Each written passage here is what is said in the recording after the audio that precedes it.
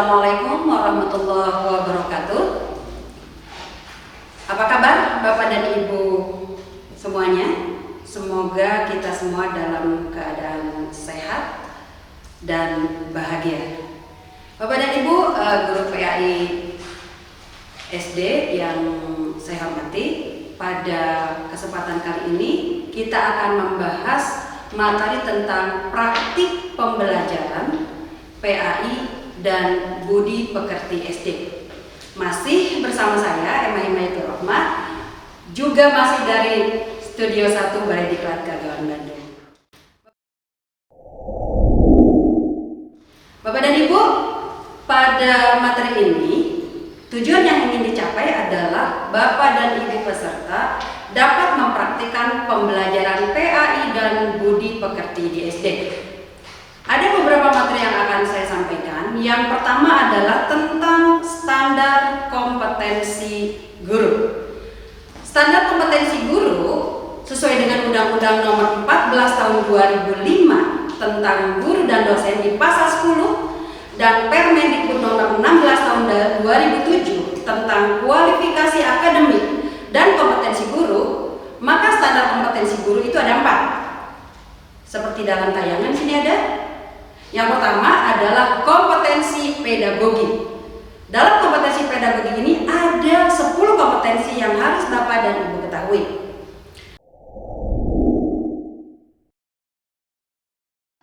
Yang ketiga adalah kompetensi sosial.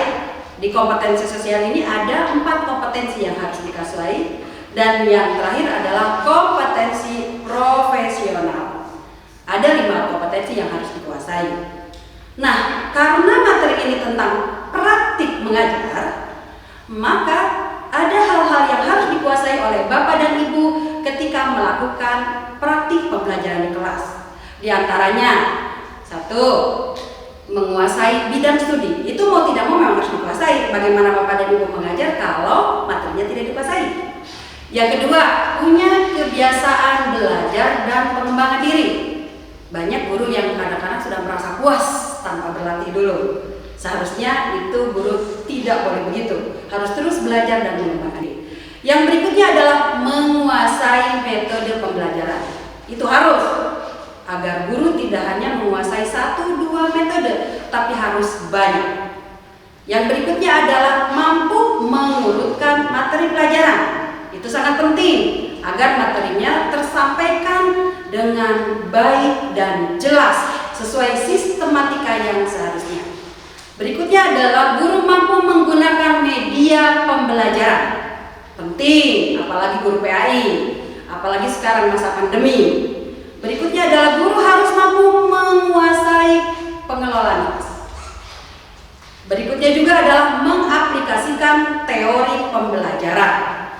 Bapak dan Ibu, kita sering sekali membaca teori-teori pembelajaran, dan itu fungsinya adalah untuk meningkatkan kualitas mengajar kita di kelas. Berikutnya adalah merumuskan tujuan pembelajaran. Bapak dan Ibu harus ingat nih, tujuan pembelajaran ada di mana? Betul, harus ada di RPP. Dan ketika mengajar, kita harus mencapai tujuan pembelajaran yang sudah kita tetapkan sendiri di RPP. Berikutnya adalah terampil menggunakan teknik tanya jawab. Penting sekali karena di setiap sesi pembelajaran pasti Bapak dan Ibu akan ada sesi tanya jawab dengan siswa. Berikutnya adalah mampu mendiagnosis kesulitan siswa, kemudian melakukan remedial. Ini penting dalam kegiatan evaluasi.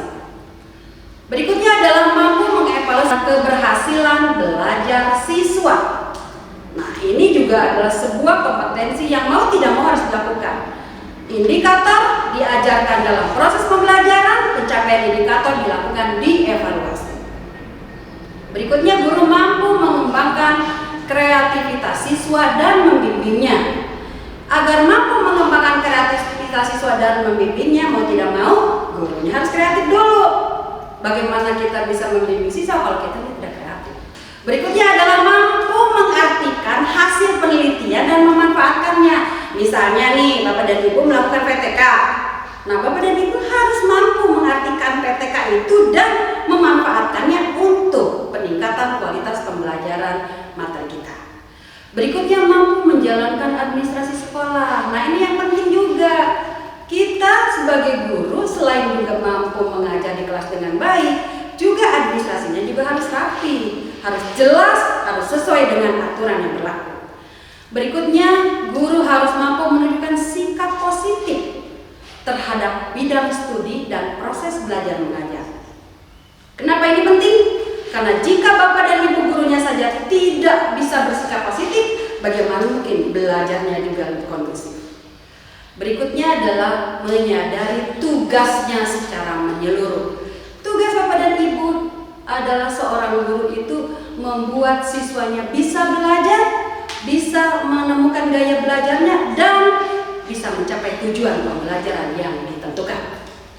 Nah, berikutnya mungkin Bapak dan Ibu sudah tahu lah banyak hal terkait prinsip-prinsip umum ketika proses belajar mengajar di kelas. Mungkin ada 5 hal saja yang akan saya tegaskan di sini. Yang pertama, ketika mengajar di kelas, bahwa guru harus mendasarkan pengalaman siswa untuk menetapkan sebuah metode. Ada di tayangan di sini penjelasannya secara jelas. Yang berikutnya adalah pengetahuan dan keterampilan yang diajarkan harus praktis. Ada manfaatnya dalam kehidupan sehari-hari siswa. Kalau kita bisa membawa materi pelajaran itu ke praktis dan ada manfaatnya dalam keseharian, maka siswa akan dengan senang hati melakukan pembelajaran. Berikutnya adalah memperhatikan perbedaan individual siswa. Itulah kenapa ketika kita dulu kuliah di perguruan tinggi, untuk yang akan jadi guru ada istilahnya materi ilmu jiwa anak. Itu bagaimana agar guru bisa mengetahui dan memperlakukan siswa sesuai dengan kondisi individunya masing-masing. Ingat ya, siswa itu adalah unik. Setiap orang punya kelebihan, punya kekurangan, punya kekhasan, dan punya keunggulan. Berikutnya adalah bahwa guru harus mengetahui kesiapan belajar siswa. Mungkin Bapak dan Ibu merasakan setiap kelas berbeda karakteristiknya, berbeda setiap kesiapannya. Nah, hal-hal itu yang harus dikuasai oleh guru, mau tidak mau itu.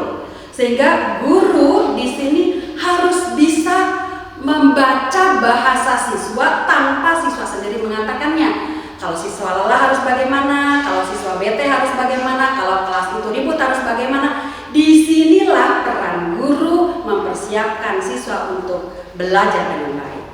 Yang terakhir adalah menerapkan prinsip psikologi belajar ketika mengajar. Ini penting. Kenapa? Karena jika guru menguasai prinsip psikologi belajar ketika mengajar, maka proses pembelajaran akan berjalan dengan sempurna dan mencapai tujuan sesuai dengan ketentuan yang telah kita tetapkan.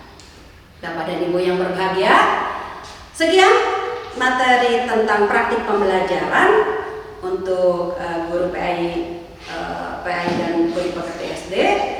Mudah-mudahan Bapak dan Ibu bisa mempraktikannya. Jangan lupa untuk membaca PowerPoint, kemudian bahan ajarnya, serta link terkait praktek mengajar di kelas, dan juga bacaan yang sudah diupload di kelas PJJ kita. Kemudian setelah membaca semua bahan tersebut, kita akan diskusi. Kemudian setelah diskusi silakan mengisi kuis. Jangan lupa tugasnya, membuat poster pembelajaran serta membuat video pembelajaran. Jangan lupa juga setelah membuat poster dan video pembelajaran, Bapak harus menuliskan atau mengcopy paste link tersebut di LK yang sudah disediakan. Adapun langkah-langkahnya sudah tertulis jelas di LK-nya. Bapak dan Ibu yang berbahagia, selamat mengerjakan tugas, tetap semangat, tetap sehat, dan tetap menjadi guru PAI yang hebat. Terima kasih. Assalamualaikum.